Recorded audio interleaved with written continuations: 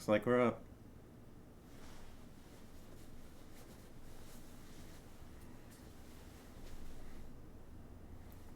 Hello.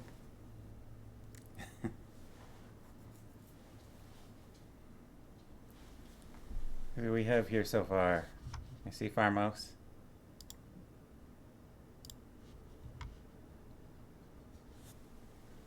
Get a few minutes, leave a few minutes for peoples to show up.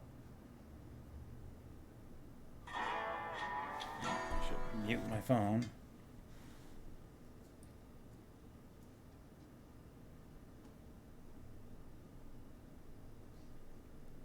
Oh, I see a puppy.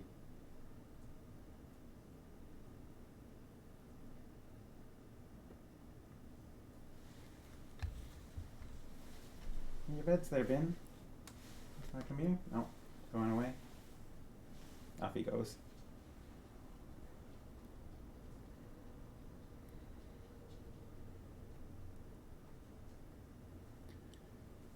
Yeah.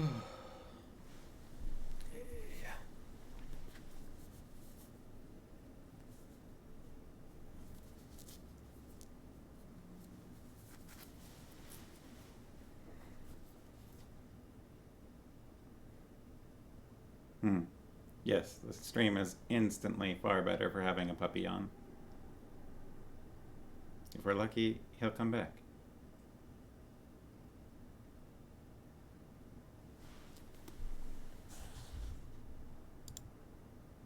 Well, I guess I will start by giving a bit of a recap of the last chapter.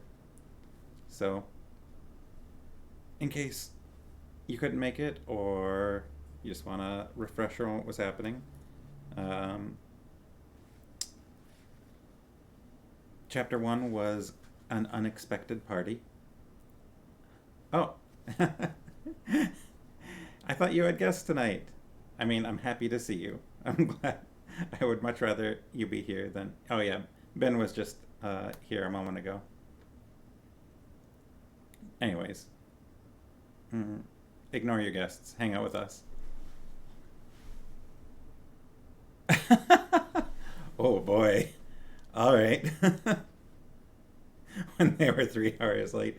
Hey, guys. Let me just take a look at my calendar here, and never mind. Goodbye. See you next week.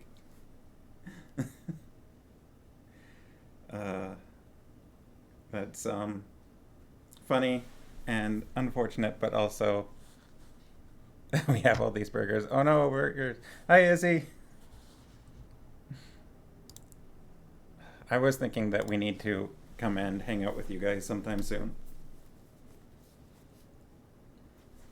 Is anybody else dressed as a wizard for today, or a hobbit, or a dwarf?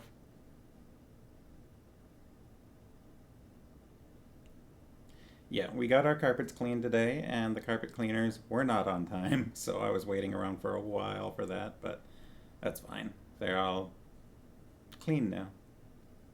As a tie-dye hobbit, that sounds fantastic. Cat wizard. You could hobbit up. I think you should. I think it's only fair. I'm dressed up, so as a wizard's companion, a familiar, maybe. So yeah, let's do a quick recap. I figure I'll give people until about 10 after to show up, and then I'll get started on chapter 2, which is going to be a bit shorter, and I'll try to get through it a bit quicker. So chapter 1, we were introduced to the primary characters, Mr. Bilbo Baggins and his hole under the hill, Gandalf the wizard, not yet, as far as I know, referenced as Gandalf the Grey. A whole slew of dwarfs.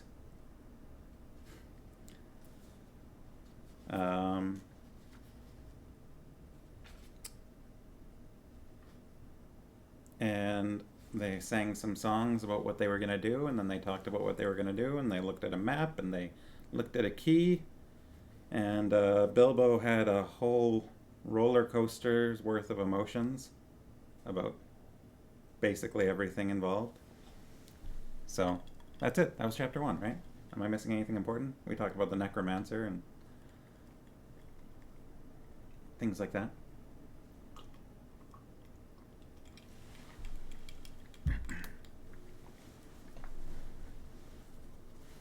Hi, Barb. How are you this fine evening?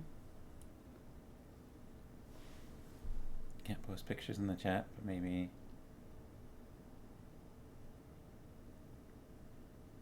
Speaking of pictures, I do have some pictures you love. It's actually Farmhouse's hat. It says wizard. Not actually 100% sure. I do have a wizard hat of my own. It's just slightly misplaced at the moment. But, it's around. It's technically a Rincewind hat. Yeah, that's right. The Discworld, another series of books with a cowardly main character. No, well, I'm not dressed as Gandalf. I'm not wearing gray. I'm wearing purple and red, so I'm just a wizard. I'm not Gandalf specifically.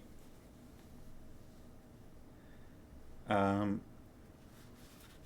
feel like I need to wait for the Sharkies to show up before I can show off a very cool little something or other. Oh, I see an Edgar. Bookmobiles. I don't know who Bookmobiles is. An illegal mashup of wizard references. I'm allowed to like lots of things, okay? I read many books. And sometimes you just gotta combine them all together and hope for the best, right? Alright, so last time, we got through chapter 1. It took a little longer to get through the one chapter than I thought, so I think for this stream and going forward, I'm gonna try to... We'll see how this goes. The next chapter is only about 20 pages, which is less than half as long as the first chapter. And in the future, assuming that the stream is an acceptable length, I'm going to maybe just try to keep it to about 20 pages at a time, roughly, seeing how long that kind of thing takes. Because while it was fun going for, an hour and a half and more last time, that might be a little too long. So we'll try to keep it a bit shorter.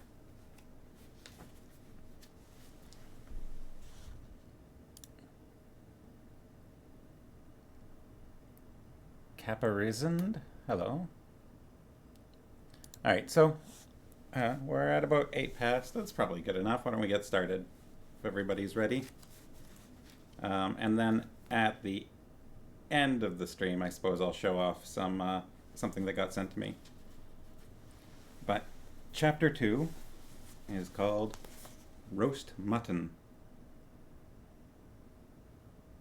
Oh, the little illustrations in this book, they are quite nice.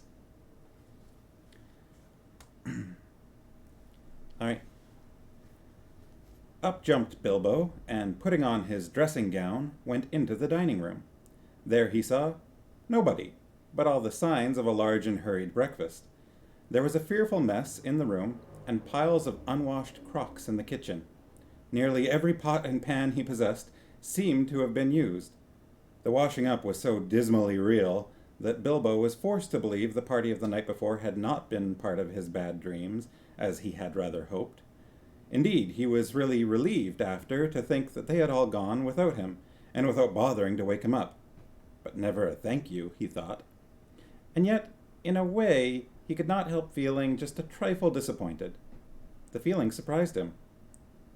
"Don't be a fool, Bilbo Baggins," he said to himself. "Thinking of dragons and all that outlandish nonsense at your age." So he put on an apron, lit fires, boiled water, and washed up.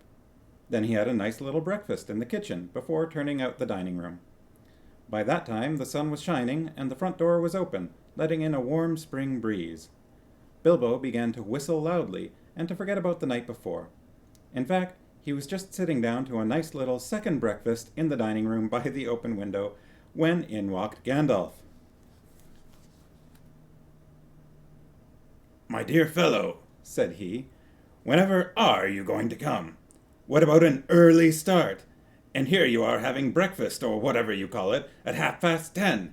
They left you the message because they could not wait." "What message?"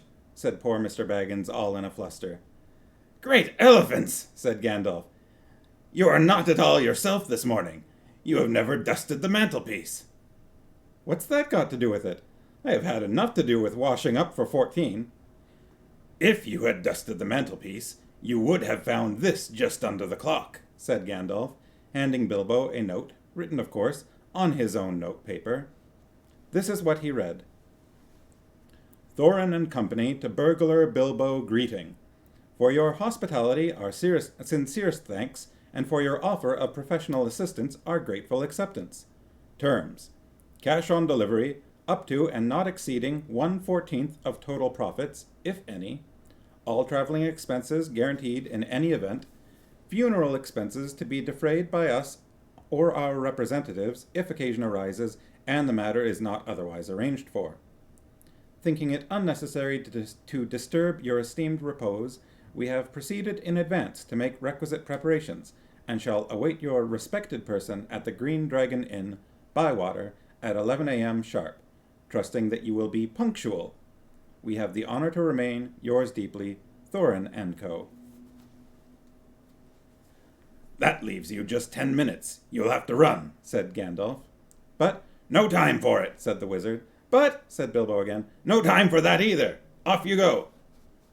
To the end of his days, Bilbo could never remember how he found himself outside without a hat, a walking stick, or any money, or anything that he usually took when he went out, leaving his second breakfast half finished and quite unwashed up, pushing his keys into Gandalf's hands, and running as fast as his furry feet could carry him down the lane, past the great mill, across the water, and then on for a mile or more. Very puffed he was when he got to Bywater just on the stroke of 11, and found he had come without a pocket-handkerchief. "Bravo!" said Balin, who was standing at the inn door looking out for him. Just then, all the others came round the corner of the road from the village. They were on ponies, and each pony was slung about with all kinds of baggages, packages, parcels, and paraphernalia. There was a very small pony, apparently, for Bilbo. "Up you two get, and off we go," said Thorin. "I'm awfully sorry," said Bilbo, "but I have come without my hat, and I've left my pocket-handkerchief behind, and I haven't got any money. I didn't get your note until 10:45, to be precise." "Don't be precise," said Dwalin, "and don't worry. You'll have to manage without pocket-handkerchiefs and a good many other things before you get to the journey's end. As for a hat, I have got a spare hood and cloak in my luggage." That's how they all came to start, jugging off from the inn one fine morning just before May on laden ponies, and Bilbo was wearing a dark green hood, a little weather-stained, and a dark green cloak borrowed from Dwalin. They were too large for him, and he looked rather comic. What his father Bungo would have thought of him, I daren't think. His only comfort was he couldn't be mistaken for a dwarf, as he had no beard. They had not been riding very long when up came Gandalf, very splendid, on a white horse. He had brought a lot of pocket-handkerchiefs and Bilbo's pipe and tobacco. So after that the party went along very merrily, and they told stories or sang songs as they rode forward all day, except of course when they stopped for meals. These didn't come quite as often as Bilbo would have liked them, but he still began to feel that adventures were not so bad after all. At first they had passed through Hobbit lands, a wide respectable country inhabited by decent folk, with good roads, an inn or two, and now and then a dwarf or a farmer ambling by on business. Then they came to lands where people spoke strangely, and sang songs Bilbo had never heard before. Now they had gone on far into the lone lands, where there were no people left, no inns, and the roads grew steadily worse. Not far ahead were dreary hills, rising higher and higher, dark with trees. On some of them were old castles with an evil look, as if they had been built by wicked people. Everything seemed gloomy, for the weather that day had taken a nasty turn. Mostly it had been as good as May can be, even in merry tales, but now it was cold and wet. In the lone lands they had been obliged to camp when they could, but at least it had been dry. "To think it will soon be June," grumbled Bilbo, as he splashed along behind the others in a very muddy track. It was after tea time, it was pouring with rain, and had been all day.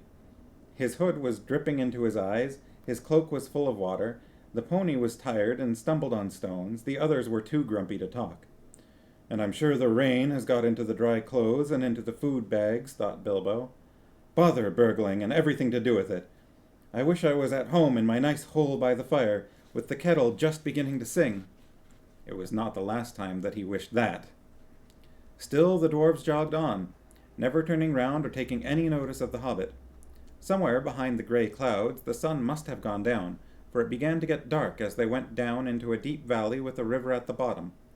Wind got up, and willows along its banks bent and sighed.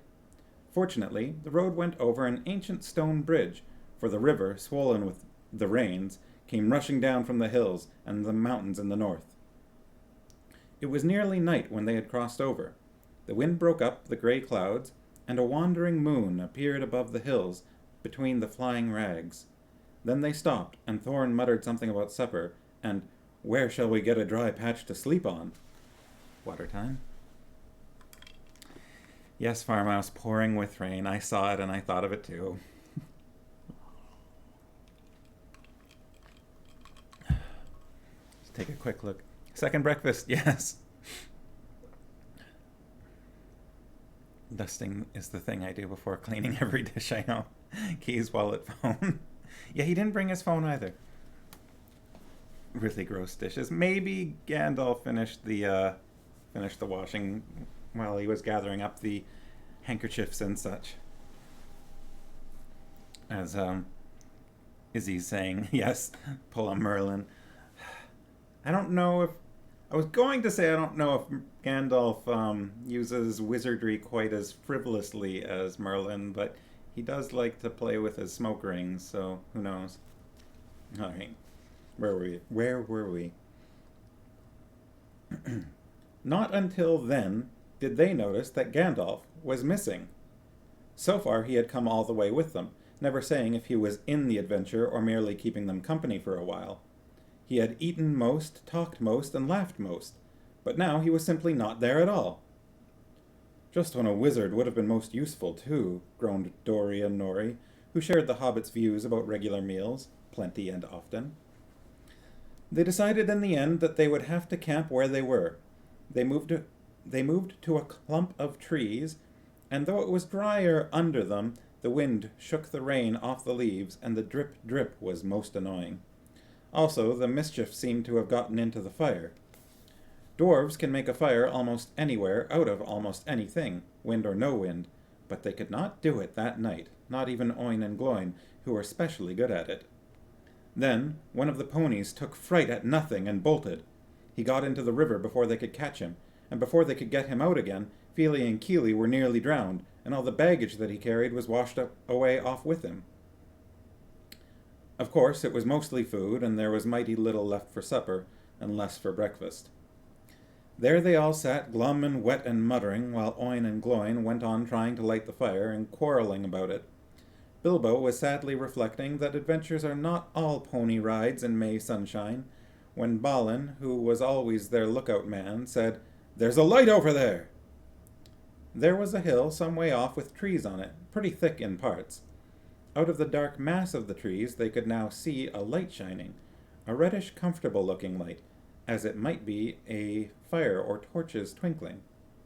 When they had looked at it for some while, they fell to arguing. Some said no, and some said yes.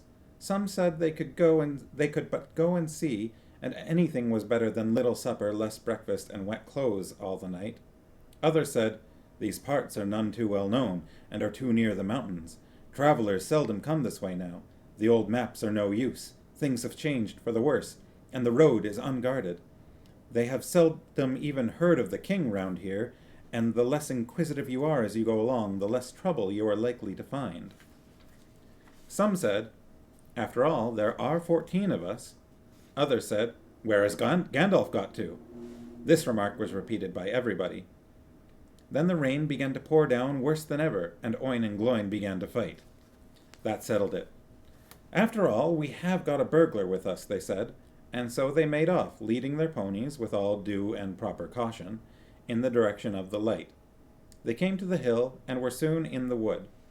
Up the hill they went, but there was no proper path to be seen, such as might lead to a house or a farm, and do what they could, they made a great deal of rustling and crackling and creaking, and a good deal of grumbling and dratting, as they went through the trees in the pitch dark. Suddenly the red light shone out very bright through the tree trunks not far ahead. "Now it is the burglar's turn," they said, meaning Bilbo. "You must go on and find out all about that light, and what it is for, and if all is perfectly safe and canny," said Thorin to the hobbit. "Now scuttle off and come back quick, if all is well.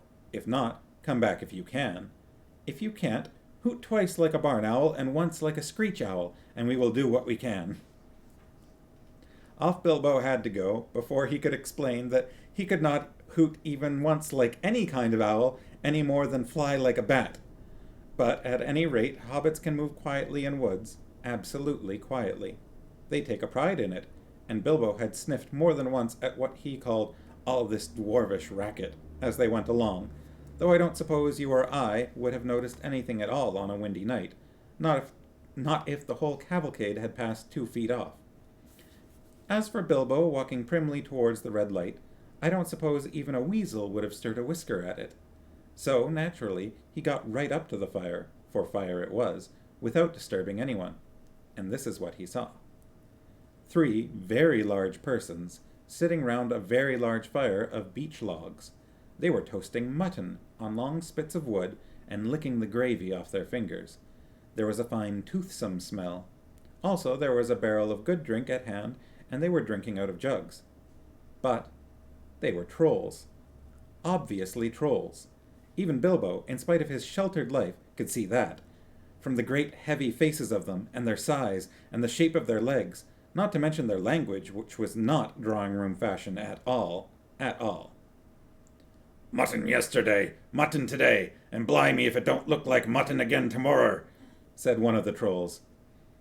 "Never a blinking bit of man-flesh have we had for long enough," said a second. "What the hell William was a-thinking of to bring us into these parts at all, beats me, and the drink running short, what's more," he said, jogging the elbow of William, who was taking a pull at his jug. William choked. "Shut your mouth," he said as soon as he could. "You can't expect folk to stop here forever just to be et by you and Bert. You've had a village and a half between yer since we came down from the mountains. How much more do you want? And time's been up our way when you'd have said, 'Thank yer, Bill, for a nice bit of fat valley mutton like what this is.'" He took a big bite off a sheep's leg he was toasting and wiped his lips on his sleeve. Yes, I am afraid trolls do behave like that, even those with only 1 head each. After hearing all this, Bilbo ought to have done something at once. Either he should have gone back quietly and warned his friends that there were 3 fair-sized trolls at hand in a nasty mood, quite likely to try toasted dwarf, or even pony for a change, or else he should have done a bit of good quick burglaring. A really first-class and legendary burglar would at this point have picked the troll's pockets — it is nearly always worthwhile if you can manage it — pinched the very mutton off the spits, purloined the beer, and walked off without their noticing him. Others, more practical but with less professional pride, would perhaps have stuck a dagger into each of them before they observed it. Then the night could have been spent cheerily. Bilbo knew it. He had read of a good many things he had never seen or done. He was very much alarmed, as well as disgusted. He wished himself 100 miles away, and yet, somehow, he could not go straight back to Thorin and company empty-handed. So he stood and hesitated in the shadows. Of the various burglarious proceedings he had heard of, picking the troll's pockets seemed the least difficult, so at last he crept behind a tree just behind William. Bert and Tom went off to the barrel. William was having another drink. Then Bilbo plucked up courage and put his little hand in William's enormous pocket. There was a purse in it, as big as a bag to Bilbo. "Ha!" he thought, warming to his new work as he lifted it carefully out. "This is a beginning." It was. Trolls' purses are the mischief, and this was no exception.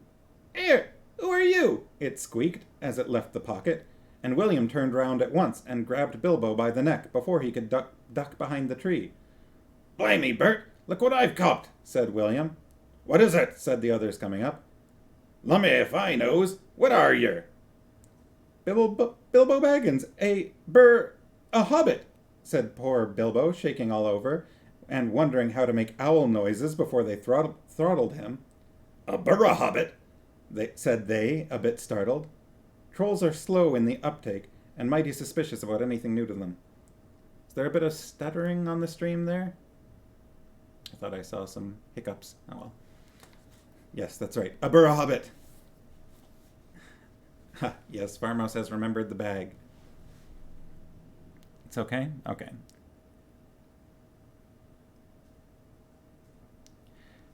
I'll talk about the silent hobbits a bit later. Alright, so, a hobbit. A hobbit, said they, a bit startled. Trolls are slow in the uptake and mighty suspicious about anything new to them. What's a hobbit got to do with my pocket anyways? Said William. And can yer cook 'em? Said Tom. Yer can try, said Bert, picking up a skewer. He wouldn't make above a mouthful, said William, who had already had a fine supper. Not when he was skinned and boned. P'raps there are more like him round about, and we might make a pie, said Bert. Here, you, are there any more o' your sort a-sneaking in these here woods, yer nasty little rabbit? Said he, looking at the hobbit's furry feet, and he picked him up by the toes and shook him. Yes, lots, said Bilbo, before he remembered not to give his friends away. No, none at all, not one, he said immediately afterwards. What do yer mean? Said Bert, holding him right way up by his hair this time. What I say, said Bilbo, gasping. And please don't cook me, kind sirs. I am a good cook myself, and cook better than I cook, if you see what I mean. I'll cook beautifully for you, a perfectly beautiful breakfast for you, if only you won't have me for supper. Poor little blighter, said William. He had already had as much supper as he could hold. Also, he had had lots of beer.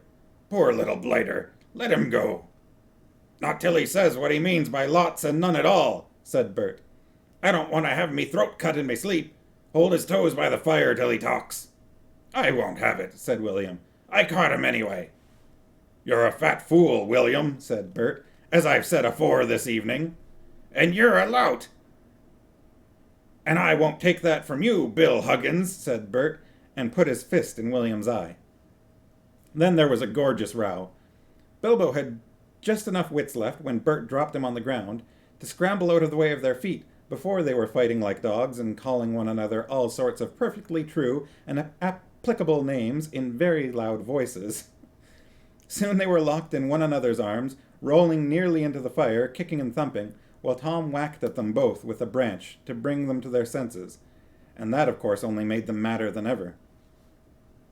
That would have been the time for Bilbo to have left, but his poor little feet had been very squashed in Bert's big paw, and he had no breath in his body, and his head was going round, so there he lay for a while panting just outside the circle of firelight. Right in the middle of the fight, up came Balin. The dwarves had heard noises from a distance, and after waiting for some time for Bilbo to come back, or to hoot like an owl, they started off one by one to creep toward the light as quietly as they could. No sooner did Tom see Balin come into the light than he gave an awful howl. Trolls simply detest the very sight of dwarves uncooked. Bert and Bill stopped fighting immediately, and, "A sack, Tom, quick!" they said. Before Balin, who was wondering where in all this commotion Bilbo was, knew what was happening, a sack was over his head, and he was down. "There's more yet to come," said Tom, "or I'm mighty mistook. Lots and none at all, it is," said he. "No hobbits, but lots of these here dwarves. That's about the shape of it." "I reckon you're right," said Bert, "and we'd best get out of the light." And so they did, with sacks in their hands that they used for carrying off mutton and other plunder. They waited in the shadows. As each dwarf came up and looked at the fire and the spilled jugs and the gnawed mutton in surprise, pop went a nasty smelly sack over his head, and he was down. Soon Dwalin lay by Balin, and Feely and Keely together, and Dory and Nori and Ori all in a heap, and Oin and Gloin, and Beaver and Boffer and Bomber piled uncomfortably near the fire. "That'll teach 'em," said Tom, for Biffer and Bomber had given a lot of trouble, and fought like mad, as dwarves will when cornered. Thorin came last, and he was not caught unawares. He came expecting mischief, and didn't need to see his friend's legs sticking out of sacks to tell him that things were not all well. He stood outside in the shadows some way off, and said, "What's all this trouble? Who has been knocking my people about?" "It's trolls," said Bilbo from behind a tree. They had forgotten all about him. "They're hiding in the bushes with sacks," said he. "Oh, are they?" said Thorin, and he jumped forward to the fire before they could leap on him. He caught up a big branch all on fire at one end, and Bert got that in his eye before he could step aside. That put him out of the battle for a bit. Bilbo did his best. He caught hold of Tom's leg, as well as he could. It was thick as a young tree trunk.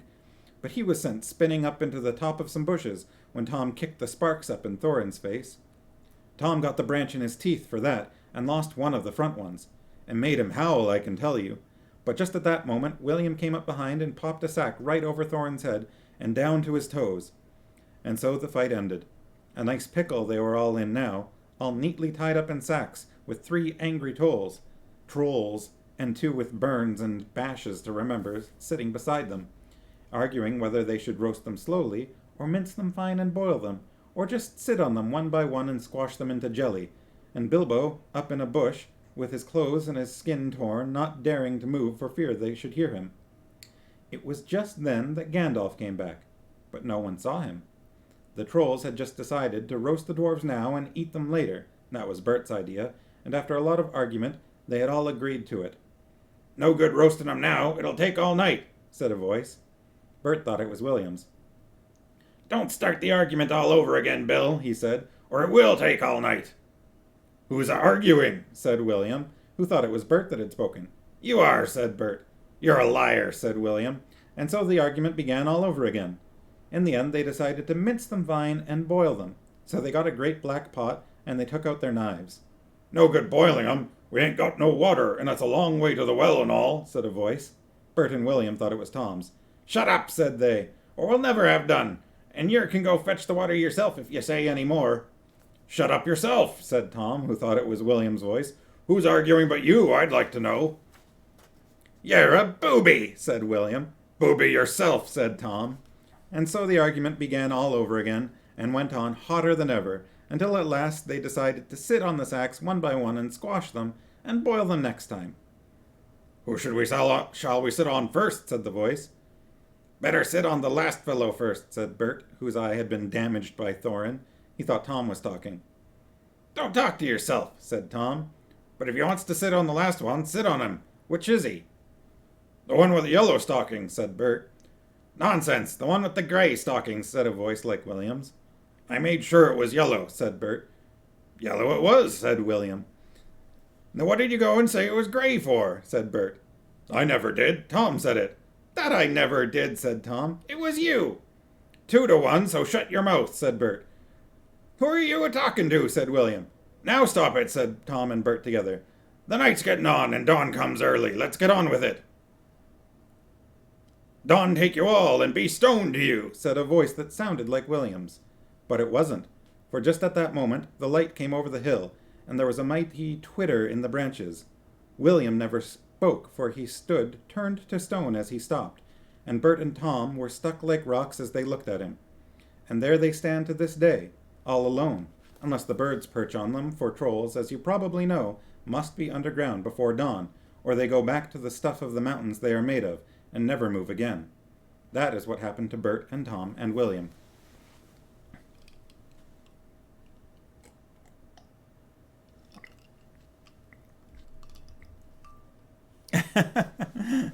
Hello, Sharkies.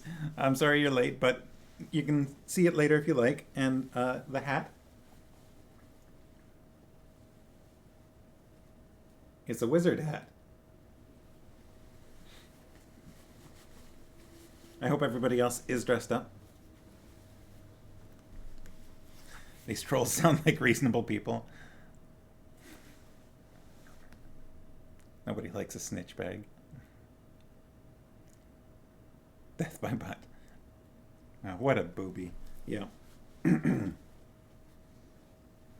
All right.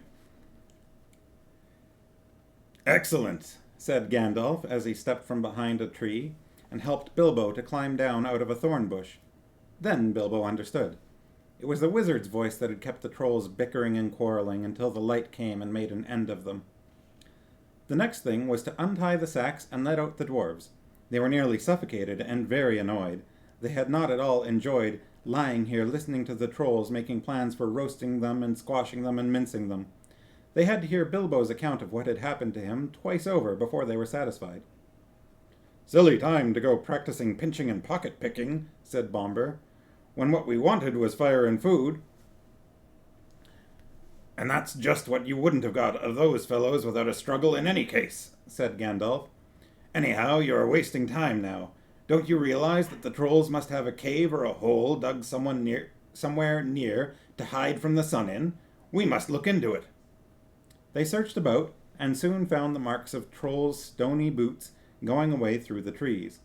They followed the tracks up the hill until, hidden by bushes, they came on a big door of stone leading to a cave. But they could not open it, not though they all pushed while Gandalf tried various incantations. "Would this be any good?" asked Bilbo when they were tired and getting angry. "I found it on the ground when the trolls had their fight." He held out a largish key, though no doubt William had thought it very small and secret. It must have fallen out of his pocket very luckily before he was turned to stone. "Why on earth didn't you mention it before?" they cried. Gandalf grabbed it and fitted it into the keyhole. Then the stone door swung back with one big push, and they all went inside. There were bones on the floor, and a nasty smell was in the air. But there was a good deal of food jumbled carelessly on shelves and on the ground, among an untidy litter of plunder, of all sorts from brass buttons to pots full of gold coins standing in a corner. There were lots of clothes, too, hanging on the walls. Too small for trolls, I am afraid they belonged to victims. And among them were several swords of various makes, shapes, and sizes. Two caught their eyes particularly, because of their beautiful scabbards and jeweled hilts. Gandalf and Thorin each took one of these, and Bilbo took a knife in a leather sheath. It would have made only a tiny pocket knife for a troll, but it was as good as a short sword for the hobbit. "These look like good blades," said the wizard, half drawing them and looking at them curiously. "They were not made by any troll, nor by any smith among men in these parts and days, but when we can read the runes on them, we shall know more about them." "Let's get out of this horrible smell," said Fili. So they carried out the pots of coins and such food as was untouched and looked fit to eat, also one barrel of ale which was still full. By that time they felt like breakfast, and being very hungry, they did not turn their noses up at what they had got from the troll's larder. Their own provisions were very scanty. Now they had bread and cheese, and plenty of ale and bacon to toast in the embers of the fire. After that they slept, for their night had been disturbed, and they did nothing more till the afternoon. Then they brought up their ponies and carried away the pots of gold, and buried them very secretly not far from the track by the river, putting a great many spells over them, just in case they ever had the chance to come back and recover them. When that was done, they all mounted once more and jogged along again on the path towards the east. "Where did you go to, if I may ask?" said Thorin to Gandalf as they rode along. "To look ahead," said he. "And what brought you back in the nick of time?" "Looking behind," said he. "Exactly," said Thorin. "But could you be more plain?" "I went on to spy out our road. It will soon become dangerous and difficult. Also, I was anxious about replenishing our small stock of provisions. I had not gone very far, however, when I met a couple of friends of mine from Rivendell." "Where's that?" asked Bilbo. "Don't interrupt," said Gandalf. "You'll get there in a few days now, if we're lucky, and find out all about it. As I was saying, I met two of Elrond's people. They were hurrying along for fear of the trolls. It was they who told me that 3 of them had come down from the mountains and settled in the woods not far from the road. They had frightened everyone away from the district, and they waylaid strangers. I immediately had a feeling that I was wanted back. Looking behind, I saw a fire in the distance and made for it. So now you know. Please be more careful next time, or we shall never get anywhere." "Thank you," said Thorin. And that's chapter 2. Quite a lot shorter. I won't get to chapter 3 tonight. Chapter 3 is called A Short Rest. But I think there were a few interesting things in that chapter. I liked it. Here's a picture of, I suppose, Rivendell. That's there.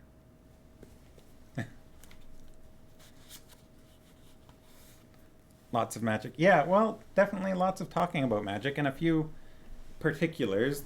There was lots of little bits of the laying down of spells and things like that. So it's a good thing that I wore my own magic accoutrements. How many abilities does a hobbit get back on a short rest? Hmm.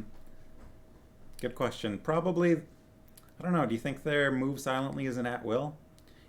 Farmos was mentioning them not really talking about the moving silently in the movies.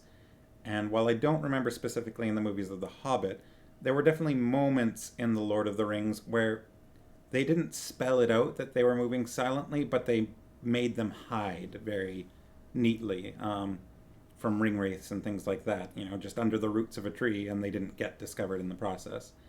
So I think that they did show that hobbits were stealthy. They just did it in kind of subtle ways, which honestly I kind of appreciated. Adine. Uh, I don't think D&D uses hobbits specifically, but they have some things that are similar enough that, like halflings, basically, um, which aren't exactly the same, but they're similar. D&D definitely draws lots and lots of inspiration from Lord of the Rings and Tolkien's writing. Um, that's definitely where a huge amount of Dungeons and Dragons came from. Um, so one thing that I find really interesting in this chapter is the troll's purse that Bilbo tries to steal out of William's pocket, and that yelps at him and says, "Who are you?" in its own little voice. It's just like one line in the book. But as far as I'm aware, and somebody's mentioned this to me before, I kind of got the feeling maybe it was Christine, but I'm not certain about that. But anyways, as far as I'm aware, it's the only example of a sentient magic item, or at least a speaking magic item, in basically all of Middle Earth. Um, the ring, not to get too into spoilers or anything ahead of time, the ring kind of seems to have a mind of its own. It's very heavily implied that it has a mind of its own, but that's only just in small actions, and it's not exactly confirmed. I was like, it escapes from people, but that's whether or not. Let's see. Yeah, the ring has a will but never talks. Yeah, the ring takes actions, or seems to take actions, but the bag in the troll's pocket just talks to Bilbo. Yells at him, "What are you doing?" And so that's kind of interesting, just in that it's unique. It's this one-off speaking magic bag in the pocket of a troll, and that's it. You never, the end. Nothing. No other items ever talk again in the whole. So I kind of wonder where that little bit of magic comes from, and whether it is unique in the whole world, or if there's other magic talking items. If there's a talking sword out there or something like that, or who knows what. So that's something that I thought was pretty neat. Um, the trolls turning to stone is also interesting, turning back into the stuff of mountains they came from. Does anyone know if there are any other examples of trolls turning to stone? I don't remember that happening again. I know that some of the trolls that are encountered later are probably not the same kind of trolls as these ones. I like how it's one of the bits that gives The Hobbit more of a children's literature flavor than Lord of the Rings. Yeah, I agree. It makes it feel a little bit more fantastical, a little more, I don't know, extravagant, I guess. You would imagine it didn't tonally. Yeah. The Lord of the Rings is definitely not as light-hearted um, as The Hobbit. I don't think you ever get trolls making jokes and getting in scuffles with each other quite like this again either. Yeah, the cave troll is definitely a lot more savage than Bert and William and was the third one? Hmm. Tom, yes, Tom. Bert and William and Tom. And that's interesting too. That not only do they just have very like typical British names, but like one of them, Bill, I think William, actually had. Oh yeah, Bill Huggins. Like just a full name. Trolls turn to stone and Hilda. Yes, I mean, this isn't the only example I think I've seen of trolls turning to stone in sunlight. Um, I think it's the only example in Lord of the Rings or Middle Earth that I can think of. But I've definitely seen it in other literature, um, and definitely in more sort of like Norwegian or that kind of side of the world. Troll hunters had sunlight turn trolls to stone. I don't know if I've watched Troll Hunters yet. It's one of those ones that was kind of on the radar, but I don't think I watched it. Oh yeah, yeah, Discworld. I think in earlier Discworld books it happened, or maybe it was more with the older trolls were like. But it seemed like something where early on in the books, in the first couple of books, trolls turned to stone, and then later on that just was one of the details that kind of got forgotten. Because I feel like early Discworld kind of was a little more. It took them a little while to figure out all the details, like like elves too. Elves, I think, were just kind of more like pixies early on, and then later on they were these nasty, horrible creatures. Um, that I think is a very fun chapter. Just there's just so much going on, and it's the first bit of action in the book. I mean, of course, it's chapter two, but the first sort of fight scene, Thorin holding his own with nothing but a branch against two of the three trolls. Um, Kind of interesting that it seems like the dwarves were just even well, the dwarves and Gandalf. Gandalf had his staff, but otherwise, it seems like they were all unarmed. Basically, they got some weaponry out of this encounter. Just a couple of, I think one of the dwarves got a sword, and Gandalf got a sword, and Bilbo got his short sword knife. But you would have, I don't know, I would have thought that the dwarves would have had some kind of weapons.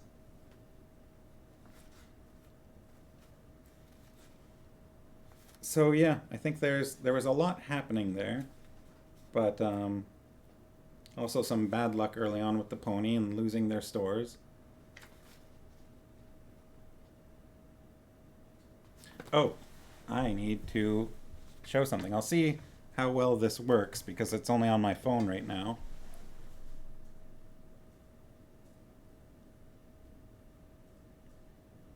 All right, let's see.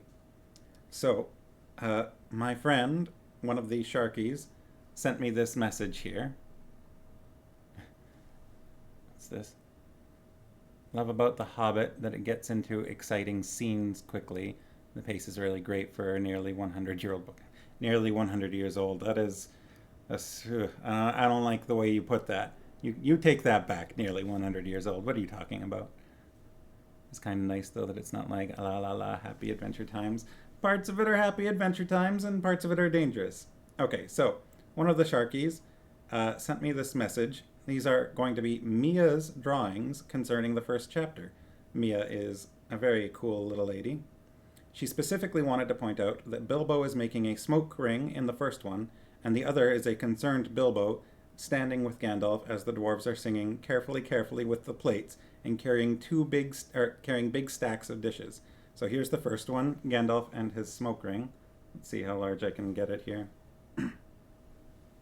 Hopefully this shows up all right. Otherwise, I might need to get you guys to send it. Oh, it looks so bright. It's not showing up at all, is it?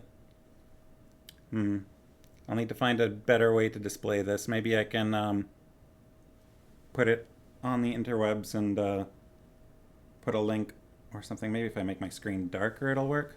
There we go. There, you can kind of see it a little bit. How about that? Gandalf and his smoke rings. Isn't it so great? I love it. Thank you very much, Mia. This is amazing. I love it. And here we have carefully, carefully with the plates, carrying big stacks of dishes. Just get it to focus a little bit.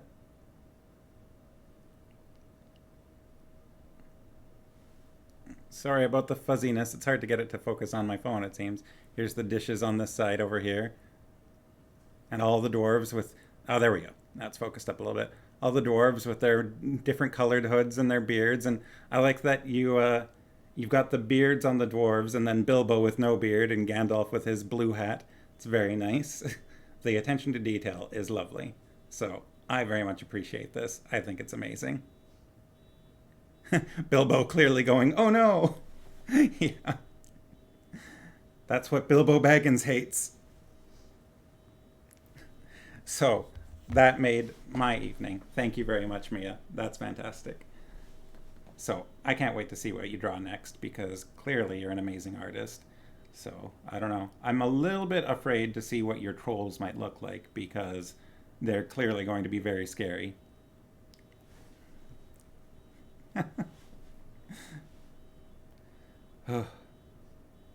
So yeah, I don't know. What do you guys think of chapter 2? Definitely a bit, we managed to keep it shorter this time. It's under an hour at this point. So I'll try to keep things in that range. I'm going to try and bring them closer to maybe half an hour each for the streams. I think that is probably going to be easier for everybody to not have to give up way too much of their evenings. Izzy enjoys the voices. That's good. Yeah, maybe I should look at these a little bit further ahead of time and try and figure out what I'm going to do because I am kind of running this on the fly. But I'm getting very warm, so unless anybody else has any other comments on the chapter, I think we might call it here. What do you guys think? I'm going to continue with chapter 3, which was what? A Short Rest, I believe it's called. A Short Rest. That's a nice name for a chapter. Oh, and it looks like it's actually quite a short chapter, so we might have to do the next, let's see, we might have to do a chapter and a half or so for the next one, which will be next Monday. Same time, 7 p.m. But, yeah, happy Friday, everyone. Hope you have a good weekend. I look forward to seeing everybody's artwork, and we'll see you on Monday. Have a good night.